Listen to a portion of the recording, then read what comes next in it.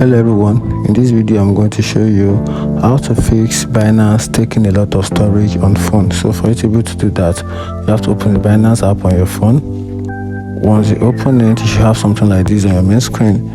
Then you tap on the Binance app logo, tap on it, then you tap on the get button, which is the settings icon at the top, at the right top corner.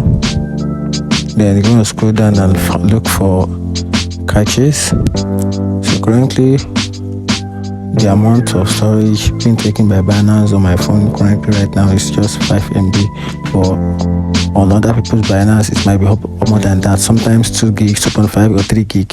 So just tap on it, then you clear it, then the storage will be normalized and regularized back to the normal the way it's supposed to be.